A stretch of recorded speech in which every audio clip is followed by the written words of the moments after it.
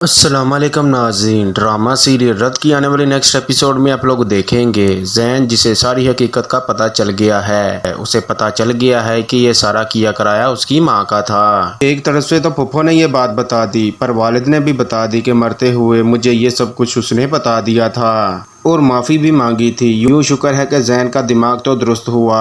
تب وہ جمیل کے گھر کے لیے روانہ ہوتا ہے۔ تب سالار کے والد کی اس کے پاس کال آتی ہے۔ تب تو وہ ایکسکیوز ہی کر دیتا ہے کہ مجھے کوئی ضروری کام ہے۔ یہ سن کر تو انہیں غصہ ہی آ جاتا ہے، مجھے پھنسا کر تمہیں ضروری کام یاد آ رہے ہیں۔ تب زین بھی کہہ دیتا ہے پھنسایا تو سالار کو ہے، ابھی آپ کی باری نہیں آئی۔ یہ سن کر وہ ہکے بکے رہ جاتے ہیں۔ دوسری طرف سالار اس آدمی تک پہنچ ہی گیا جسے سالار کے والد نے پیسے دے کر بم بلاسٹ کروایا تھا۔ تبھی تو اس بار ان کو اپنے لالے پڑے ہوئے ہیں۔ یہاں سے سالار آفس سے جلد روانہ ہوتا ہے تو ادھر زین جو جمیل کے گھر آیا ہے لوئر کے ساتھ۔ جمیل کی ماں دروازہ کھولتی ہیں اور وجہ پوچھتی ہیں، اور اب کی بار وہ کہیں جاتی نہیں، ان کے پاس ہی بیٹھتی ہیں تاکہ میں جمیل کی کرتوت سن سکوں۔ زین نے جیسے ہی جمیل کو دیکھا وہ تو غصے سے بھڑک اٹھتا ہے، تمہاری وجہ سے میرا اور ایمان کا رشتہ ٹوٹا، میری ماں چلی گئی، میرا یہ گھر بکھر گیا۔ تبھی وہ اس کا گریبان پکڑ لیتا ہے۔ جمیل اپنا گریبان اس کے ہاتھوں سے چھڑواتا ہے اور غصے سے کہتا ہے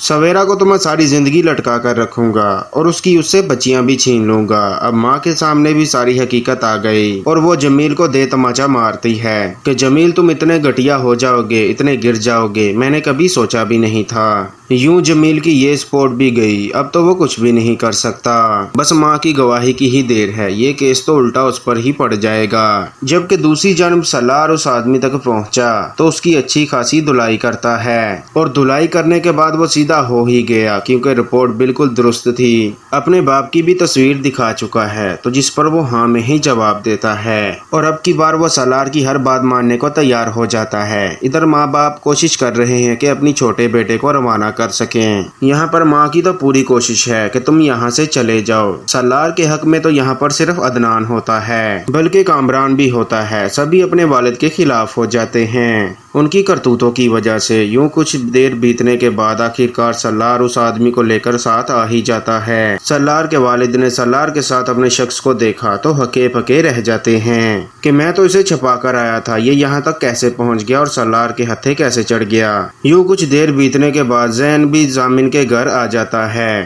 اپنا پورا ڈرامہ رچنے۔